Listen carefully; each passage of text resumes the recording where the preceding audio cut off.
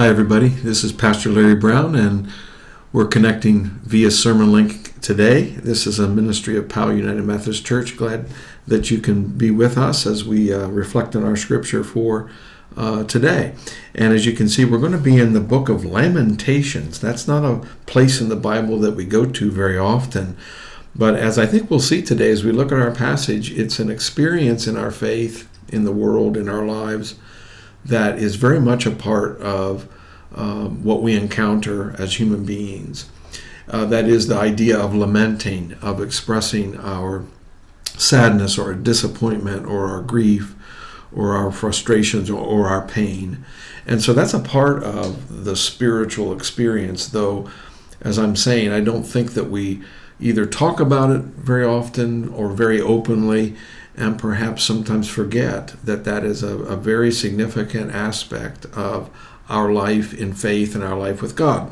So let's get into it. And as we do today, just a reminder that if you find these sermon links helpful, to give us that thumbs up, that like. It helps kind of extend our reach. And of course, a share is even better. It really helps us to expand the folks that we can connect to through our sermon links. So we appreciate you helping us out with that. Let's turn to the passage. Lamentations is a little tiny book found right after a large book called Jeremiah, this great prophet Jeremiah. In fact, sometimes it's the writing of Lamentations is connected to Jeremiah or said that he's the author of it. There's really not a lot of historical evidence to back that up. And so for many, including myself, we feel like the author is more anonymous. And yet, as I'm saying, the feeling behind it connects to every one of us. So let's hear it together. We're going to be in chapter 3. And by the way, the 5 brief chapters of Lamentations are really 5 separate poems. And we're jumping into the middle part of the 3rd poem, or chapter 3 as we call it, starting with verse 19. And let's hear the word together. The thought of my affliction and my homelessness is wormwood and gall. My soul continually thinks of it and is bowed down within me. But this I call to mind, and therefore I have hope. The steadfast love of the Lord never ceases. His mercies never come to an end. They are new every morning. Great is your faithfulness. The Lord is my portion, says my soul, and therefore I will hope in him. The Lord is good to those who wait for him, to the soul that seeks him. It is good that one should wait quietly for the salvation of the Lord. That's the reading. And I just want to repeat one brief part of that where it says of God's mercies that they are new every morning, and great is your faithfulness. Therefore, says the poet, I will hope in God, in the Lord. And that is ultimately the message of the passage, that our hope is in God, that our hope is in the Lord. And what makes that affirmation so powerful is that it comes in the midst of a time of great trial and hardship. What we know of the writings of Lamentation is that they are in response to the period in the history of the Hebrew people called the Exile, when the brightest and the best of the Hebrew people were ripped away from their homes and from their communities and taken into a place of slavery in Babylon, and so under foreign oppression there, exiled, as the word suggests.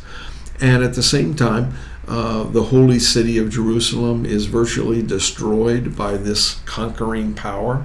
So you've got a smoldering city, you've got communities laid to ash, you've got families ripped apart, and all of the incredible destruction and devastation that's left in the path of that kind of historical event. And so Lamentations is in touch with the great grief and loss and pain that accompanies those kinds of experiences in our life and world. When what we've loved is lost, when what we've trusted is taken away, when all that we have counted on is, in a sense, ripped from us, so that it seems like there's nothing we can count on. what the writer is saying here, and this is why it speaks so powerfully and meaningfully to us, is that when our faith is shaken, when our faith falters, God's faith never does. God's faith never falters, never fails. It's God's faithfulness that remains, and that allows God's mercy to never be far from us.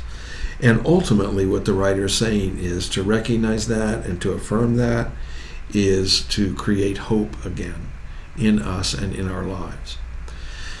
This coming Sunday is also, in the life of at least our congregation, a celebration of what we call World Communion Sunday, when we recognize that our faith connects us to the Christian family around the world. If we look at the world or think about the world, we don't have to think very far or go very far to encounter great hardship. There's the struggle of war, of course, in different places in the world. There's the threat of powers that oppress those who are powerless. There's hunger, there's poverty, there's all kinds of expressions of great hardship in this world. And yet what the writer is reminding us is that despite all of that, or actually we should say in the face of all of that, we are reminded that the world is held in God's hands.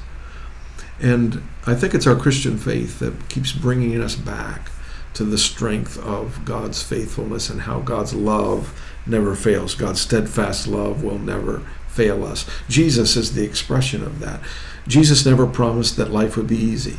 Jesus never promised that there be no hardship or trial in our lives. What Jesus promised is, I will be with you to the end. That Jesus would remain, that relationship with him would stay strong and firm, even when everything else falls away. So a passage like the one for today is sobering in that it helps us be honest about what happens in our world and lives, but also at the same time helps us to hold on to what is the reality of our faith, that God's love never fails, that God truly is the rock of our salvation, and that God's mercy is ever near to us, and ultimately that faithfulness of God allows us to remain faithful too, even through the hardest and toughest of days. That's always the prayer I have for myself and for you, and I know you join me in that, both for yourself and for me. And so I pray that we'd be encouraged by that today as we go through the rest of this week. No matter what happens, no matter what's going on in your life or world, God's faithfulness remains, and Jesus makes the promise he will be with us to the very end. Friends, be encouraged by that, and we give thanks for the fact that we can connect in this way every week, and we'll see you next time here on SermonLink. Until then, you take care and know that God is with us always. Amen.